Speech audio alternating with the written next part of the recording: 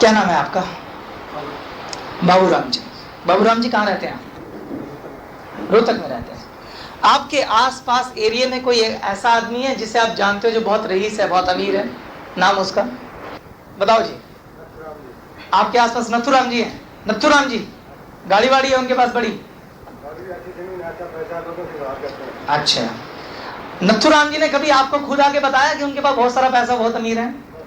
नहीं बताया। फिर आपको कैसे पता? लोग उसके बाद खुद जाते हैं। आपको कैसे पता नथुराम अमीर है? उसका लाइफस्टाइल देख के, उसकी गाड़ी देख के, उसका बातचीत करने का तरीका देख के ऐसे ही पता लगाते हैं ना। कोई रईस किसी को आके थोड़ा ना बताता कि मैं रईस हूँ। यस, ठीक इसी तरह से आपको भी लोगों को बताने की जरूरत नहीं है कि आपके पास क्या है। आपकी चाल, आपके कपड़े, आपका पहनावा, आपका बात करने का तरीका, उससे लोगों को ये जजमेंट होना चाहिए कि आपके पास कुछ है। समझ रहे मैं क्या कहना चाह रहा हूँ? This is the only way to convey your message कि what you have in your hand. Okay, तो इसलिए मैं कह रहा हूँ कि आपको अपने अंदर एक चेंज लाना पड़ेगा। पहला क्या है? एक्सटर्नल चेंज, और दूसरा क्या? Internal change. पहले एक्सटर्नल चेंज की बात करते हैं। शीशे के सामने खड़े हो जाओ, सबसे पहले हेयर स्टाइल चेंज करो। एक अच्छा हेयर स्टाइल, मैं टपोरी टाइप नहीं कह रहा हूँ कि लंबे बाल कर लो, छोटा कट कर लो। अच्छा चेंज, किसी अच्छे हेयर ड्रेसर के पास जाओ और हेयर कट अपना चेंज करो।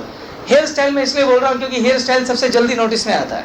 आप थोड़ा सा भी चेंज करेंगे लोग जल्दी नोटिस करते हैं। अगर आप दाढ़ी रखते हैं तो अपनी दाढ़ी को ट्रिमिंग कराइए, और अगर आप क्लीन शेव हैं तो आप पहले 3 दिन में अगर शेव करते थे तो आप डेली शेव कीजिए। उसके बाद नेक पे आ जाओ। हमने ड्रेस कोड क्या रखा है? आप लॉजिक जानना चाहते हैं हमने टाई क्यों रखा है? पहला लॉजिक ये है कि हमारे देश में 95% लोग ऐसे हैं जो टाई नहीं लगाते हैं। ओके, 5% होंगे जो जॉब वगैरह में जो टाई पहले से लगाते हैं। तो मेजॉरिटी जो है वो टाई नहीं लगाती है। जैसे ही आप टाई लगाएंगे आप नोटिस में आ जाएंगे। दूसरा कारण यह है कि जब भी हमारे देश में किसी को टाई लगती है तो लोग समझते हैं कि इसकी जॉब लग गई है, कहीं लग गया। यस, यानी क्यूरियोसिटी जगाने में ये 2 पॉइंट बहुत बढ़िया है। तीसरा और सबसे इंपॉर्टेंट पॉइंट टाई लगाने के पीछे ये है कि इस टाई से आपका ड्रेस कोड अपने आप तैयार हो जाता है। कैसे, मैं समझाना चाहता हूँ। ये टाई आप किस पे लगाते हैं? क्या आप टी शर्ट पे लगा सकते हैं? कुर्ते पे लगा सकते हैं? किस पे लगाएंगे? शर्ट पर। और शर्ट भी कौन सी? फॉर्मल। एक फॉर्मल शर्ट पे टाई लगाई जा सकती है। ओके, आप एक अच्छी सी शर्ट लें जो फॉर्मल हो। फॉर्मल में प्लेन शर्ट आती हैं या इस तरह की बारीक लाइनिंग्स। ओके, ये भी फॉर्मल शर्ट है। बहुत मोटे और बड़े चेक्स पे टाई अच्छी नहीं लगती, इसलिए चेक शर्ट्स को अवॉइड किया कीजिए। तो टाई हमेशा किस पे लगती है? फॉर्मल शर्ट पे लगती है। अब आपने टाई पहन ली, शर्ट पहन ली, नीचे क्या पहनेंगे? पजामा? हेलो, पजामे पे तो नहीं पहना जा सकता। जीन्स पहनेंगे? निकर पहनेंगे? ऑब्वियसली आपको एक पैंट पहनना पड़ेगा, वो भी फॉर्मल। ओके, आपने फॉर्मल पैंट पहना, टाई लगाया, शर्ट को आपने अंदर टैग किया, उसके बाद क्या करना पड़ेगा? एक बेल्ट लगाना पड़ेगा अच्छा सा। यस, आपने टाई लगाया, उसकी वजह से आपने शर्ट पहनी, पैंट पहनी और फिर बेल्ट लगाई। नीचे क्या पहनेंगे? हवाई चप्पल लखाने की या अंगूठे वाली चमड़े की चप्पल? Sport shoe? फिर क्या? लेदर के शूज, वो भी शाइन करते हुए। और हाथ में एक बैग ले लीजिए, बस एक बैग, और 2 पेन यहाँ पे लगा लीजिए। उसके बाद अपने घर से निकलिए। फिर देखिए क्या होता है। आसपास के लोग सब परेशान हो जाएंगे। एक दिन आपको देखेंगे, 2 दिन देखेंगे, धीरे धीरे करके आपके पास आने लग जाएंगे। क्या बात है, आजकल बड़ा टाई, पैंट, शर्ट, हाथ में बैग, परफ्यूम लगी हुई है, हाथ में मोबाइल है, कहाँ जाता है, कहाँ लग गया है, कुछ हमें बता। वो पूछेंगे क्या हुआ, बोलेंगे चेंज क्यों? आप उन्हें यहाँ ला के बताना यूं। Yes or no? तो this change is very important. आपको अपने अंदर एक एक्सटर्नल चेंज लाना पड़ेगा। आपकी बॉडी लैंग्वेज, आपका चलने का तरीका, छोटी छोटी बातों पे ध्यान देना पड़ेगा।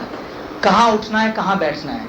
ये नहीं कि आपने टाई, पैंट, शर्ट लगाया हुआ और आप इन ऑकवर्ड पोज में किसी पेड़ के नीचे बैठे हुए हैं या चौतरे पे बैठे हुए हैं, या आप ग्रुप में बात कर रहे हैं तो जोर जोर से ठाके लगा के बात कर रहे हैं। आपको अपनी जो बात करने का तरीका है उसमें एक सॉफ्टनेस लानी पड़ेगी। आपको हंसना भी जोर जोर से नहीं है, थोड़ी सी स्माइल काफ़ी है, क्योंकि वो ये चेंजेस भी नोट करेगा। अगर ये चेंजेस नहीं आए ना तो वो बाद में आपका मजाक उड़ाएगा, ऊपर तो टाई पैंट पहन ली लेकिन अकल नहीं है। तो ये चेंजेस भी आपको लाना पड़ेगा। जब आप कहीं खाने के लिए बैठते हैं तो आपको ध्यान रखना, ये नहीं कि सामान आपकी शर्ट पे गिर रहा है, टाई पे गिर रहा है, गाली गलोच नहीं करना है। ये इंटरनल चेंज भी दूसरे को जरूर इम्प्रेस करते हैं। जब ये दोनों चेंजेस आपके अंदर आएंगे तो आपके सामने वालों के मन में क्यूरियोसिटी जागेगी कि आखिर इसके साथ क्या हुआ, कैसे ये बदलाव आया। मैं अपने एक पुराने डिस्ट्रीब्यूटर को जानता हूं, उनका नाम था तीरथ। तीरथ एक गांव से बिलोंग करते थे। उन्होंने आज तक कभी पैंट शर्ट नहीं पहने थे। उन्होंने ज्वाइन किया, उन्होंने क्या किया, उन्होंने पैंट शर्ट और टाई खरीद लिया। गांव से वो कुर्ता पजामा पहन के ही आते थे। ऑफिस से पहले थोड़ी दूर वो अपने कपड़े चेंज करते थे और ऑफिस में आ जाते। जब ऑफिस से निकले वापस कुर्ता पजामा पहना और गांव पहुंच जाते। मुझे ये बात पता चली, मैंने उनको बुलाया। मैं कहा तीरथ जी, आपको मालूम है कि हमने ड्रेस कोड क्यों रखा है? आपके फायदे के लिए रखा है। मैं कहा आप रिच बनना चाहते हैं? उन्होंने कहा हाँ। तो मैंने कहा पहले ये बात सोचो, अगर आप रिच बनना चाहते हैं तो रिच वो लोग बनते हैं जिनके पीछे दुनिया चलती है। जो दुनिया के पीछे चलते हैं वो लोग रिच नहीं बनते। मैंने कहा आप मेरी बात मानेंगे, सिर्फ एक हफ्ता मुझे फॉलो करना पड़ेगा। उन्होंने कहा जरूर मानूंगा। मैंने कहा आज से आप पैंट शर्ट टाई लगा के गाँव में जाएंगे। मैं कहा पहले दिन ग्रुप में लोग आपका मजाक उड़ाएंगे, लेकिन आपने कोई रिएक्शन नहीं करना, कोई बहस नहीं करनी, कॉन्फिडेंस से हल्की सी उनको स्माइल देके आप चले जाना। मैं कहा दूसरे दिन भी उड़ाएं, फिर चले जाना, तीसरे दिन भी उड़ाएंगे, फिर चले जाना। मैं कहा चौथे दिन उस ग्रुप में से कोई एक दो लोग तुम्हारे पास अकेले में मिलने आएंगे, अकेले में आएंगे और पूछेंगे कि क्या कर रहा है यार तू। मैं कहूँ उनको यहाँ ले आना। मैं कहा उसको भी टाई बना के वहीं लेके जाना। जब आप दोनों निकलेंगे फिर कोई एक आएगा। और मैंने कहा जहाँ 4 लोग टाई लगा के गाँव से निकले, उसके बाद गाँव में हर आदमी टाई लगाएगा।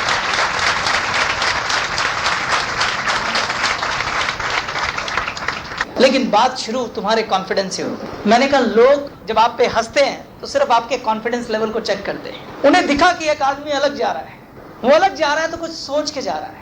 उसके बाद वो चेक करते हैं इसका अलग जाने वाले रास्ते पे भरोसा कितना। अगर वो भरोसा अडिग है तो लोग तो इंतजार कर रहे हैं कि कोई आए और उसको हम पीछे पकड़े और उसको फॉलो करें। आपको सिर्फ अपने भरोसे पे भरोसा होना चाहिए। बिलीव मी, तीरथ ने वैसा ही किया। एक अच्छी बात ये रही कि उसने वैसा कर लिया। ज्यादातर करते नहीं है लोग। और पूरा गांव ज्वाइन करा डाला उसने सिर्फ टाई के ऊपर।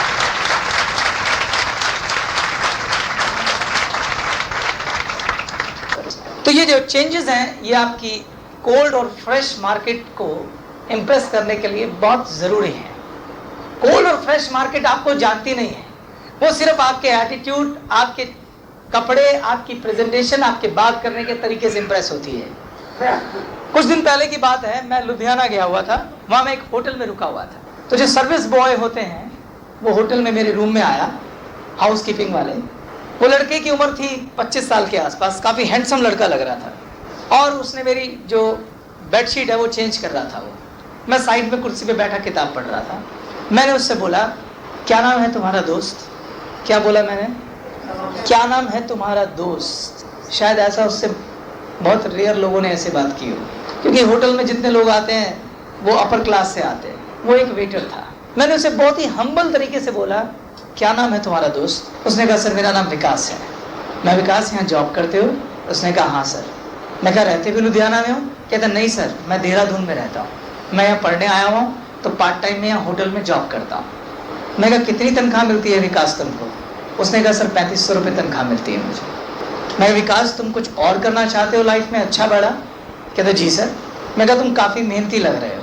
मेरे पास एक ऐसा काम है जिसमें तुम मेहनत करो तो अच्छे पैसे कमा सकते हो, 10-12 हज़ार रुपये महीना भी कमा सकते हो। आप ध्यान से देखो, मैंने किसी को भी बड़ी रकम नहीं बोली, मैं वो बोल रहा हूँ जो लोग समझ सकते हैं। अगर आप किसी को लाख रुपए बोलोगे तो वो समझेगा नहीं। ये बहुत ज़रूरी है अप्रोच करते वक्त कि आप समझें कि लोग क्या सुनना चाहते हैं। वो 3-4 हज़ार रुपये कमा रहा है तो वो 8-10 हज़ार से ऊपर हजम ही नहीं कर सकता। मैंने जब उसको ये बात बोली तो विकास ने कहा सर मैं ज़रूर करना चाहता हूँ। मैंने उसे अपना कार्ड दिया। मैं कहा मैं 2 दिन बाद सहारनपुर जा रहा हूँ। मैं कहा वहाँ पे मुझे मिलो आके। आपको क्या लगता है वो आया कि नहीं आया? आया। कौन सी मार्केट थी मेरी? सिर्फ प्रेजेंटेशन में मेरी, आपने अगर बात पे गौर फरमाया हो तो सिर्फ मेरा बात करने का तरीका बहुत हम्बल था। और मैं तारीफ ज़रूर करता हूँ कि मुझे तुम बहुत मेहनती लग रहे हो। हर आदमी तारीफ से खुश होता है। अगर मैं उसे कह रहा हूँ तुम मेहनती लग रहे हो तो उसको एक रीज़न मिला कि मैं उसे क्यों बुला रहा हूँ। ये कुछ दिन पहले की बात है, मेरे मासी के बेटे वो आज यहाँ पे आए हुए हैं, मिस्टर अश्वनी। एक दिन रात को 11 बजे वो मेरे घर आए, बोले कि यार गेस्ट नहीं है, गेस्ट ख़त्म हो गए। मैं गेस्ट कभी ख़त्म नहीं होते। मैं कहा टाइम क्या हुआ है? कहते 11 बजे है रात के। मैं कहा चलो गेस्ट लेके आते हैं। हम नीचे उतरे। नीचे हमारी कॉलोनी के बाहर एक आइसक्रीम पार्लर है। वहाँ पे एक एम्प्लॉय रखा हुआ उसने, काफ़ी चलती है वो दुकान, वो आइसक्रीम बेच रहा था। मैं कहा भैया चलो आइसक्रीम खाते हैं। हम दोनों ने 2 आइसक्रीम लिया। उस आइसक्रीम का रेट था 25 रुपये। मैंने 50 रुपये उसको दिए 2 आइसक्रीम के। उस लड़के ने मुझे 10 रुपये वापस कर दिए। मैंने कहा आप 10 रुपये वापस क्यों कर रहे हैं, आइसक्रीम का रेट तो 25 रुपये लिखा हुआ है। कहते नहीं सर, इस आइसक्रीम के ऊपर 5 रुपये का डिस्काउंट है। मुझे तो मौका मिलना था, मिल गया। मैंने बोला तुम तो बहुत ईमानदार हो, तुम चाहते तो आसानी से 10 रुपये रख सकते थे, हमें तो पता ही नहीं चलता, फिर तुमने हमें 10 रुपये क्यों लुटा दी। कहते सर आप हमारे परमानेंट कस्टमर हैं, हम आपको ऐसे थोड़ा ना चीट कर सकते हैं। मैंने कहा मैं तुम्हारी ईमानदारी से बहुत खुश हूँ। मैं कितनी सैलरी मिलती है तुम्हें यहाँ पे। कहते सर 4000 रुपये मिलती है। मैं कब से कब ड्यूटी करते हो। कहते शाम 6 से मैं 11 बजे रात तक ड्यूटी करता हूँ। मैं दिन में क्या करते हो। कहते सर दिन में मैं खाली होता हूँ। मैंने कहा अगर मैं तुम्हें काम बताऊँ तो तुम करोगे। अगर तुम उस काम को भी करो दिन के टाइम में तो 5-6 हज़ार और एक्स्ट्रा कमा लोगे। उसके लिए वो 5-6 हज़ार भी बहुत थे। उसने कहा सर मैं ज़रूर करूँगा, क्योंकि बात प्रैक्टिकल लग रही है ना। 5-6 हज़ार, मैं उसे 15-20 हज़ार बोलूँ तो कहेगा साहब आगे नशे में मेरे आगे। ये समझना बहुत ज़रूरी है कि कौन आदमी से बात कर रहे हैं और उसको क्या चाहिए। आप अगर ये समझने में चूक गए कि सामने वाले को कितना चाहिए, अपने ज़्यादा दे दिया तो भी प्रॉब्लम है, कम दे दिया तो भी प्रॉब्लम है। मैं करना है, ये रहा मेरा कार्ड, परसों मुझे 10 बजे फ़ोन करके वहाँ आ जाना। फ़ोन आ गया। फ्रेश मार्केट, यहाँ भी आप एक पॉइंट नोट करो, मैंने उसको तारीफ दी कि तुम बड़े ईमानदार हो। उसे कारण भी तो मिलना चाहिए कि साहब जी क्यों खुश हो रहे हैं, क्यों बुलाना चाह रहे हैं। उसे लगा मेरी ईमानदारी से खुश हुए, और वो तारीफ देनी चाहिए।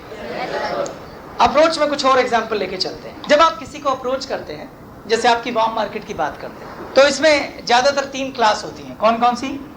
जॉब क्लास, बिजनेस क्लास और वेला क्लास यानी अनएम्प्लॉयड। जब आप किसी जॉब क्लास वाले आदमी से बात करें तो उससे इसी तरीके से बात करें जैसे जॉब जैसा ही कोई बिजनेस है। जब आप बिजनेस क्लास से बात करें तो बिजनेस की ही बात करें, और अनएम्प्लॉयड से तो कैसी भी बात करें, सब चलेगा। जैसे मेरा दोस्त अमित, वो जॉब में था। मैंने जब उसे इनवाइट किया, मैंने उसे बताया, मैंने कहा सैलरी तो बहुत कम है लेकिन कमीशन बहुत ज़्यादा है, आराम से 20-1 हज़ार आ जाएगा। अगर मैं उसे बिजनेस की बात करता तो कई लोग जॉब को लेके बहुत कट्टर होते हैं। कई लोग तो दुआइयाँ देते हैं ऐसी कि हमारे खानदान में आज तक किसी ने बिजनेस नहीं किया, हम तो जॉब क्लास फैमिली है। तो जब भी बात करो जॉब वाले से जॉब की, बिजनेस वाले से बिजनेस की। जैसे बिजनेस क्लास का मैं एग्जांपल देता हूँ। हमारे घर के सामने ही एक जनरल मर्चेंट की शॉप है, करियाने की दुकान जिसे बोलते हैं हम। वहाँ पे एक 30-40 साल के हमारे अंकल हैं, उनका नाम है दीपक, वो काम करते हैं। मैंने क्या बोला था, एक्सटर्नल चेंज आपकी कोल्ड मार्केट को इम्प्रेस करता है। मैं क्या किया, मैं फर्स्ट क्लास सूटेड बूटेड होके, टाई लगा के, फर्स्ट क्लास शर्ट पहन के, जूते चमकते हुए, हेयर स्टाइल चेंज, शैम्पू किया हुआ, क्लीन शेव, उनकी दुकान पे पहुंच गया। आज से पहले वो मुझे टी शर्ट, निकर, जीन्स में देखते थे, आज वो मुझे बिल्कुल चेंज देख रहे थे। हाथ में बैग था। मैं बोला अंकल एक पेन दो। देखा उन्होंने, क्या बात, कहीं जॉब वॉब लग गई है। और जॉब लग गई तो मिठाई नहीं खिलाई।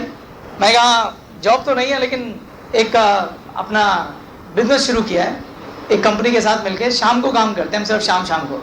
और मैं कहा आराम से 20-25 हज़ार बच जाता है। जैसे ज़्यादातर लोग अपने काम से फ्रस्ट्रेटेड तो होते ही हैं, तो बोलता है यार कुछ हमारा भी करो यार, हम सारा दिन दुकान में सुबह से शाम तक बैठे रहते हैं, 5-6 हज़ार से ऊपर बनता नहीं है कुछ। जैसे उसने ये बात बोली, मैंने बड़े एक्साइटेड होकर उसको बोला, मैं अरे अंकल क्या बात कर रहे हो, मैं आप जैसी एज के वहाँ लोग 40-40 हज़ार कमा रहे हैं और आपसे भी कम एक्टिव, आप तो पूरे फिट हो जाओगे। मैं कहा मेरे तो दिमाग में नहीं आए। मैं कहा आप सीरियस हो, आपको करना है कुछ, मैं अभी बात करा सकता हूँ आपकी। कहते यार कुछ करा दे यार, क्योंकि आपकी बॉडी लैंग्वेज बहुत काम करती है। बहुत एक्साइटेड होकर बोला, साथ में तारीफ भी, आप जैसे एक्टिव आदमी को तो फौरन रखेंगे वो, कि काम क्या, कैसे, क्या नेचर, क्या काम का। मैंने कहा वो मैं आपको सब बताऊंगा, आप ये बताओ दुकान किस दिन बंद करोगे। मैं परसों बंद करो और चलो मेरे साथ, मैं अपने बॉस के साथ अपॉइंटमेंट कराता हूँ, पूरा काम देखो, मैं भूल जाओगे इस काम को। वो एक्साइटेड हो गया, मेरे साथ गया, देखा उसने और ज्वाइन कर लिया।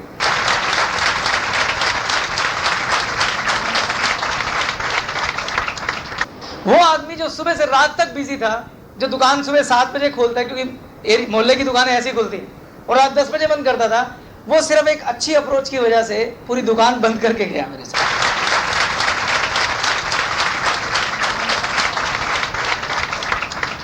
तो फ्रेश मार्केट में आपकी प्रेजेंटेशन, आपका ड्रेस कोड, ये बहुत मैटर करता है। कई बार कुछ डिस्ट्रीब्यूटर का एक शिकायत आता है या एक उनकी प्रॉब्लम होती है कि सर जब हम फ़ोन उठाते हैं अप्रोच करने के लिए, तो फ़ोन का रिसीवर हमें 20 किलो का भारी लगने लग जाता है, हमें सुझाई नहीं देता मुझसे बात क्या करें। वही दोस्त जिससे हम घंटों मजाक करते थे, उसी दोस्त को जब अप्रोच करने की बारी आ रही तो फोन ही नहीं मिलाया जा रहा। कुछ डिस्ट्रीब्यूटर इस तरह की प्रॉब्लम बताते हैं मुझे। रीजन क्या होता है, उन लोगों के पास उस समय वर्ड्स नहीं होते, उन्हें यह समझ नहीं आ रहा होता कि हम जनरल बात करते हुए से आखिर अप्रोच पे कैसे ले जाएं।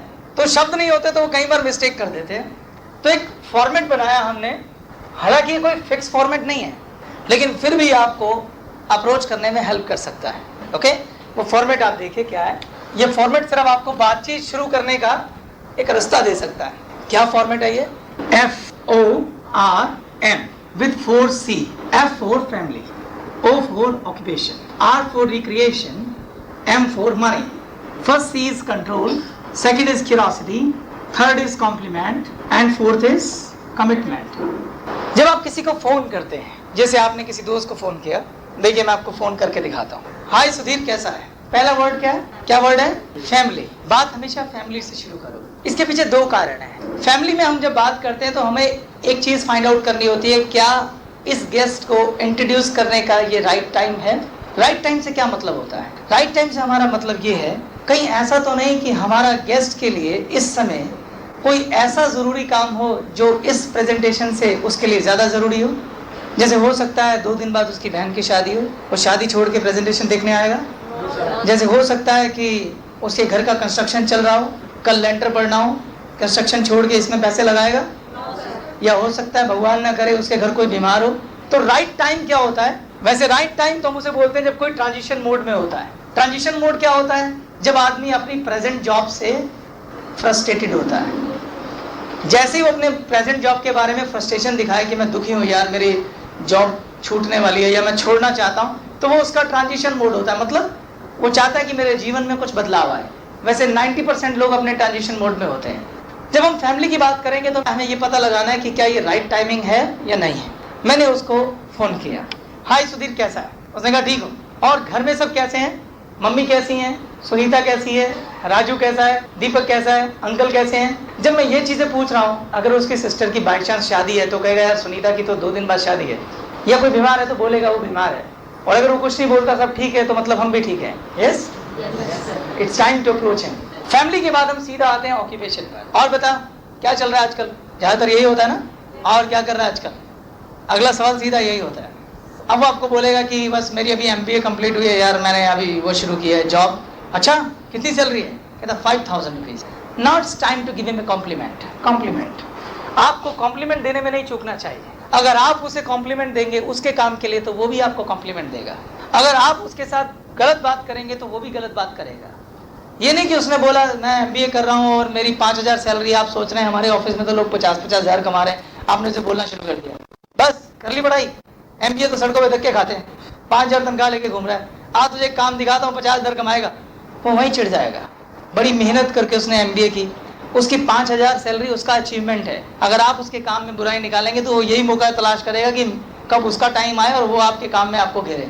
यस, यहाँ पे कॉम्प्लीमेंट देने की जरूरत है। जैसे वो बोलता है कि मैंने MBA किया है, मेरा तनख्वाह 5000 है, उसको अप्रिशिएशन दो कि हाँ सुधीर मैं तो शुरू से ही जानता था तू बहुत मेहनती है, तूने MBA किया, मेरे को पूरा विश्वास है तू बहुत जल्दी तरक्की करेगा। अभी तेरी तनख्वाह 5000 है ना, अगले साल ही देखियो 20,000 हो जाएगी। वो लोग तेरे को 5000 रुपये कभी नहीं रखेंगे। कॉम्प्लीमेंट, जब कॉम्प्लीमेंट देंगे तो उसे अच्छा लगेगा और वो एक ऐसा माहौल तैयार होगा कि वो आपको सुनने लग जाएगा। कौन?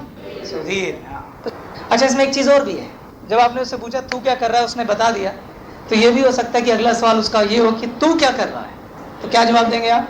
Global collaborators. यस, नहीं, यहाँ पर जरूरत है क्या? कंट्रोल। आपको कंट्रोल रखना है। ये नहीं कि आपने बोलना शुरू कर दी। या तो आप उसको पुराने बिजनेस के बारे में बताओ या आप नए बिजनेस के लिए उसमें क्यूरियोसिटी छोड़ दो।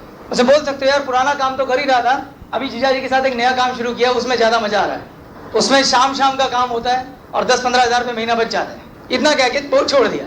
हो सकता है उसको आगे खींच ले बात को, बोल सकता है यार क्या काम है मुझे बता, तो कह सकते हो हाँ क्यों नहीं यार जरूर बताऊंगा, तुझे करना हो तो तुझे बताऊंगा।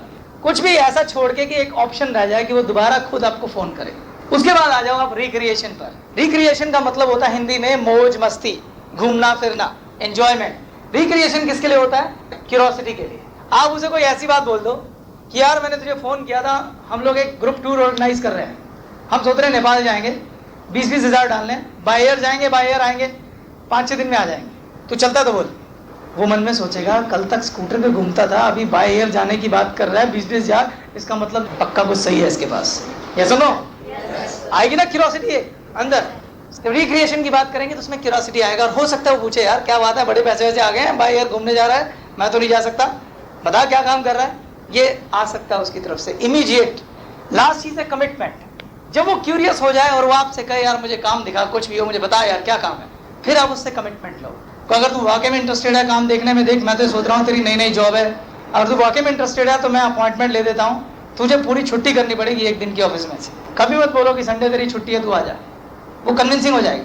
उसे बहुत छुट्टी करनी पड़ेगी शुक्रवार को। जॉब वालों को तो कभी संडे पे नहीं लाया, उनकी मैं स्पेशल एक छुट्टी करवाता था, और वो चाहते भी यही है कि मैं उनसे छुट्टी कराऊं। तो इस पैटर्न से आपको अप्रोच करने में हेल्प मिलेगी। कोई डाउट किसी को? Now the last topic is some common problem faced by distributor and some common mistake done by distributors. ये मैं बता रहा हूं एक एक करके, इसको जरूर नोट कीजिए। The first problem is lack of conviction and lack of self esteem. कई डिस्ट्रीब्यूटर के साथ एक समस्या ये आती है, जब वो किसी को अप्रोच करने लगते हैं तो वो कॉम्प्लेक्स में आ जाते हैं। ये सुपीरियरिटी कॉम्प्लेक्स भी हो सकता है और इंफीरियरिटी कॉम्प्लेक्स भी हो सकता है। जैसे अगर कोई डिस्ट्रीब्यूटर ऐसा है जो बिलो एवरेज है, यानी 3-4,000 सैलरी कमा रहा है, तो उसकी लिस्ट में अगर कुछ ऐसे लोग हैं जो अबव एवरेज हैं, 15-20,000 सैलरी कमा रहे हैं, तो वो उन्हें अप्रोच ही नहीं करता। जब उनकी अपलाइन उन्हें कहती है ना अप्रोच करो, तो वो ये बहाना बना देता है जब मैं इस बिजनेस में कामयाब हो जाऊंगा ना, मैं तब इन्हें बुलाऊंगा। It's a foolish statement. आपके अंदर सेल्फ स्टीम होनी चाहिए। आप दुनिया का सबसे अच्छा काम कर रहे हैं, ये सोचना कि लोग आके आपका मजाक उड़ाएंगे तो ये आपकी मूर्खता है। इस दुनिया में किसी के पास इतनी फुर्सत नहीं है कि वो आपको आगे देखे कि आप क्या कर रहे हैं। आप सिर्फ लोगों को बुलाओ, यही आपका काम है। जिस दिन आप बड़ी गाड़ी लेके निकलेंगे ना, उस दिन सभी आपको सलूट मारेंगे। कुछ डिस्ट्रीब्यूटर ऐसे भी होते हैं जो मान लो अपर क्लास हैं, जैसे कोई डॉक्टर है, इंजीनियर है या प्रोफेशनल लॉयर है। जब वो इस बिजनेस को ज्वाइन कर लेते हैं तो अपने साथियों को इन्वाइट करने से हिचकते रहते हैं कि कहीं वो आएंगे तो वो देखेंगे किस तरह के काम में पड़ गया। वही बात आ जाती है कि आपने इस बिजनेस को कैसे एक्सेप्ट किया है।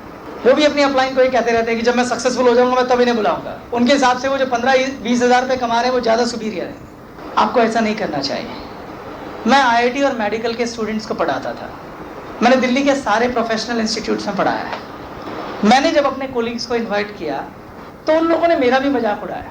उनमें से 2-4 थे, वो देख के चले गए, उन्होंने सबको बता दिया, उन्होंने ग्रुप बना लिया, मेरा मजाक उड़ाते थे। लेकिन फाइनली क्या हुआ? इम्पॉर्टेंट ये नहीं है कि पहले कौन हंसा, इम्पॉर्टेंट ये है कि बाद में कौन हंसा। आज भी वो लोग स्कूटर में घूमते हैं और मैं स्कूटर में घूमता हूँ।